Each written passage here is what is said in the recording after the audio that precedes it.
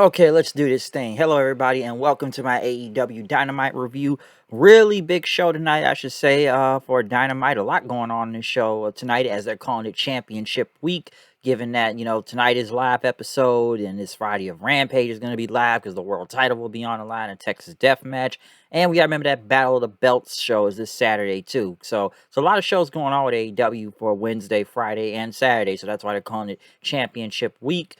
But they were in New Orleans tonight, the Lakefront Arena, as we kicked it off with CM Punk versus Pentagon Dark. I don't know what they call him now, Pentagon Oscuro. I'm just gonna say Pentagon Dark because that's easier and that's his current version right now. But CM Punk and Pentagon, no. Of course, and don't listen. This isn't gonna be the first you hear about this tonight. But we had a chop battle between both of these two, and this is not the first chop battle you're going to see tonight. So let that be in the play right now, because we seen with Punk and Pentagon at first, and today went to commercial. This was a very good match, and I know at one point Punk's leg was given out.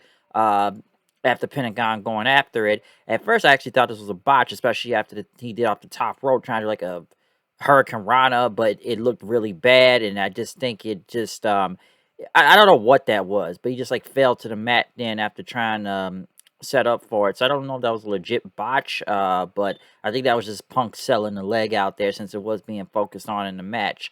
But like I said, overall, this like I said, it was a really good match. Pentagon trying to go for the arm breaking thing into the fear factor and stuff.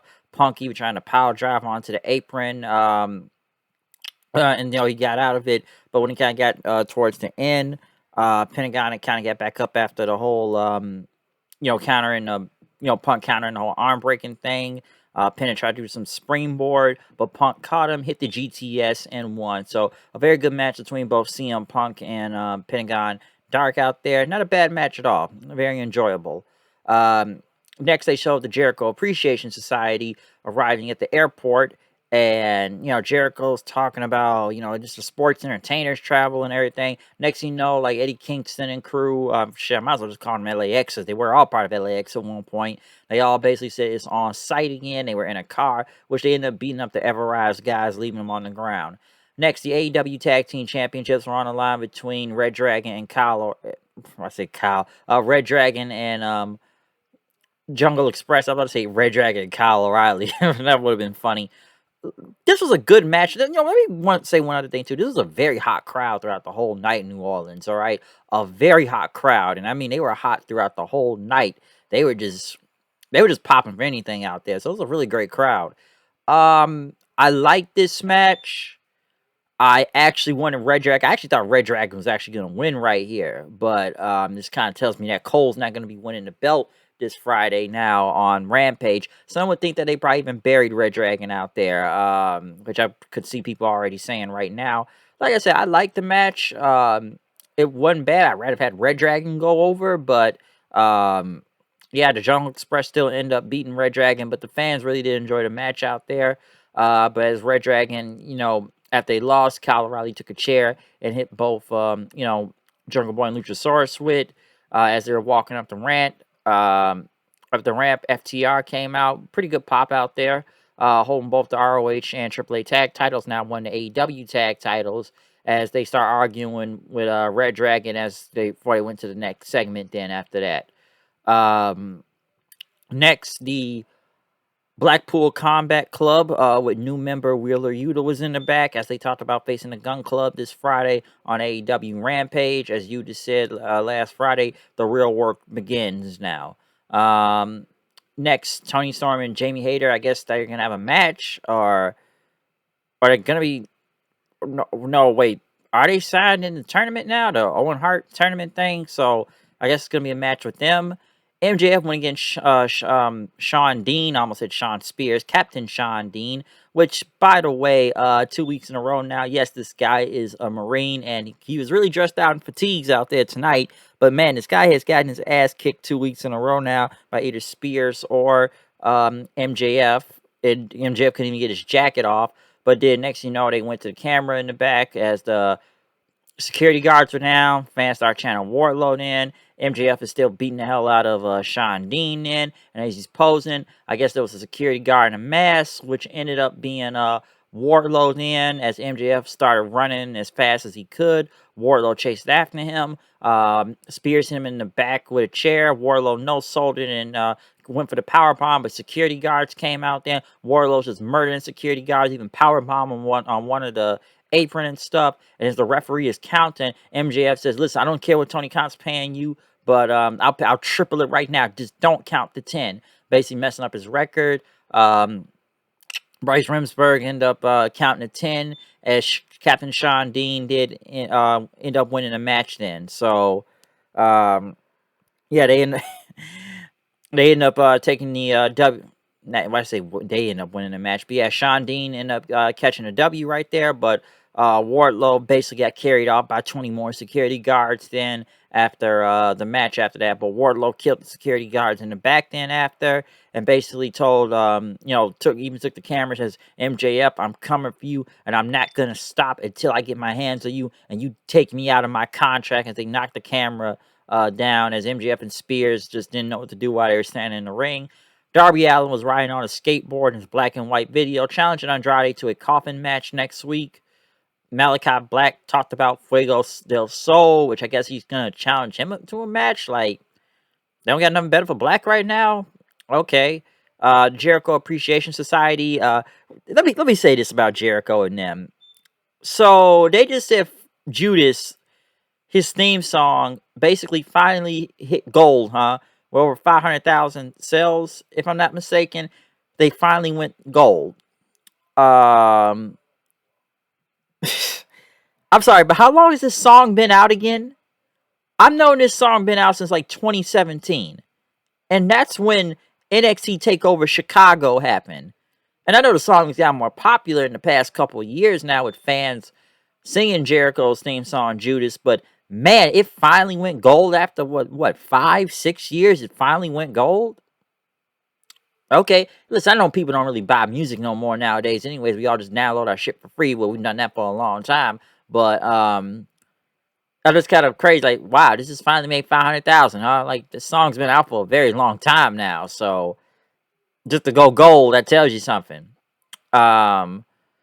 Next, but yes, this tag team match with Jericho and them versus Kingston. Had a Thump t-shirt on, talking about Junkyard Dog and everything. But the match itself wasn't bad. But once again, we got another chop battle with Santana and Jericho out there. So more chops, folks. We got more chops out there.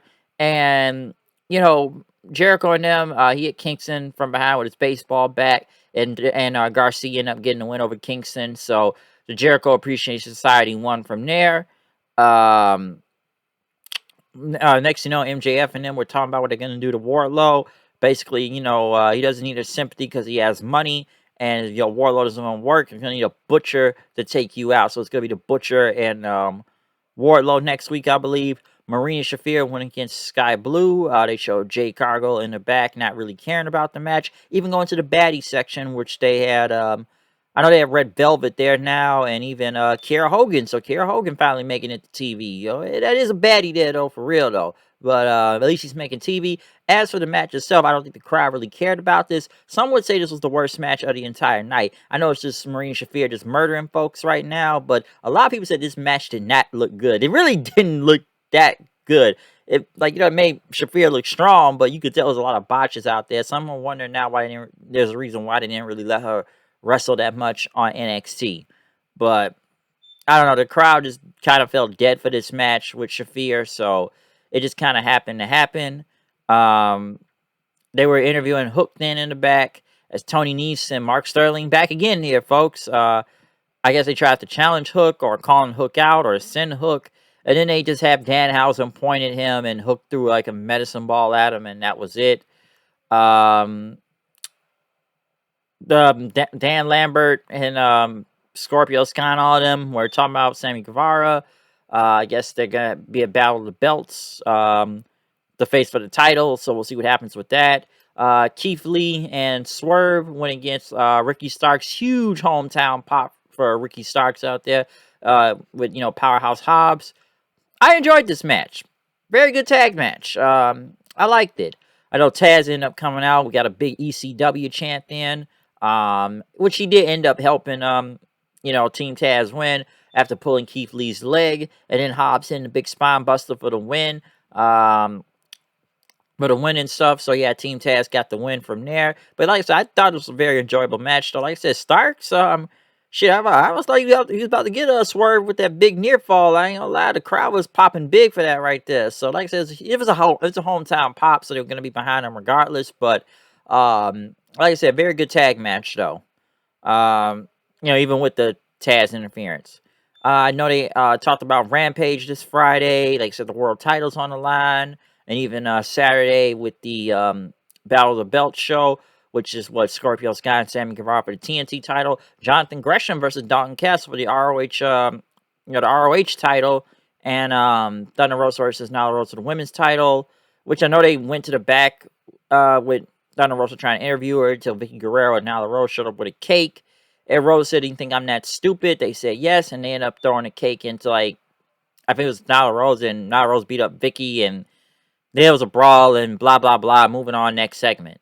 Next, what else do we have here? Other than just talking about matches for next week.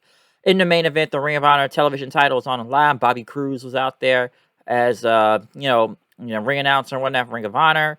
Paul Turner, of course, is another former Ring of Honor referee, now works AEW nowadays. But yes, Minoru Suzuki, the ROH TV champion, versus Samoa Joe. Which, once again, another chop battle. And this was basically the best chop battle of the night because these guys nearly killed themselves doing a chop battle. Just blood red their chests were out there between Suzuki and Joe. I thought the Katse Nina Ray thing was could have been louder though. But this match though, like I said, both of these guys were just chop, chop, chop, chop, more chops until they went to something else then. I know Suzuki tried to go for the Gotch style power driver, but Joe got out of it. Then they start chopping again. I know they showed Jay Lethal and Sanjay Dutt watching at ringside and everything.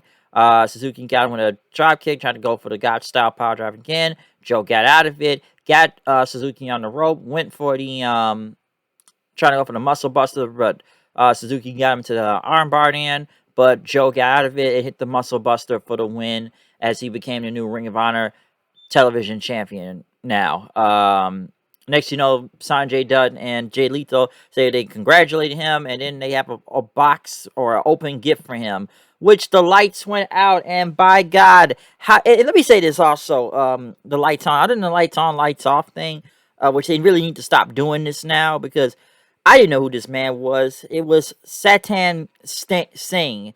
And the only reason why I know about this guy, because they signed him like a few months ago. I think he played basketball or something in India, I believe. And listen, nobody did not know who the fuck this guy was. And then they all beat up Samoa Joe and left him on the ground. Which I'm already hearing now, this is the AEW version of the Great Khali. We don't know if this guy is even good in that. Honestly, this last segment was not needed. We didn't really need to see this. They could have put some more minutes on Samoa Joe, Minoru Suzuki. And let me say another thing too. So let me get this straight. Y'all have Minoru Suzuki win the TV title last week just to drop it to Joe on Dynamite. So basically, just fuck Rick Titus. By the way, like I said, we already knew what was up at Supercard of Honor of who they wanted these belts on, and you saw the other Ring of Honor talent that we haven't seen. And, in a minute since their last show, and now they come back, they basically just lose all their championships and they move on to the AEW guys holding on to those titles now, okay? So, basically just fuck Red Titus out there, but I think it's kind of crazy just to have Suzuki beat the guy, and then Suzuki just now drop the belt to Joe now. Okay, that doesn't make a lot of sense. And like I said, the lights on, lights off, wax on, wax off, as JR would say, we do this stuff every other week with somebody. The difference is this time we don't know who the fuck this guy even is. Let me tell you something with Tony Khan also, okay? You want to talk about big announcement? Oh, he's got another big announcement. It's a big announcement every other week. What's he gonna talk about, huh? How he's gonna fight the bots and the army of bots online? Like, you have heard me talk about the bot thing already, okay? That's just a running joke at this point, and he buried himself for that, all right? So, him versus the bots it still makes no sense, and the guy just cannot take criticism or just doesn't want to take an L, and I'm sure we can go into many cocaine jokes right now if we wanted to, but shit, that's already been done enough now on the internet, okay? But yeah, this last part did not make a lot of sense. It really didn't. All right, the match was actually pretty good. I liked the match. Like I said, I wish it would have did more time. But then yeah, I didn't think Samoa Joe really need the belt. Like, what was the point? I get it's beating Suzuki. It's a name, but I guess they was like, oh, it's more interesting than putting Rhett Titus out there. I guess, but still though, and the whole Satam Singh or whatever, man, this is already about to turn to another Great Khali 2.0 type shit. Like I said, nobody cared. All right, lights on, lights off. Every time the lights off, you always like I said, it's the lights on, lights off every other week.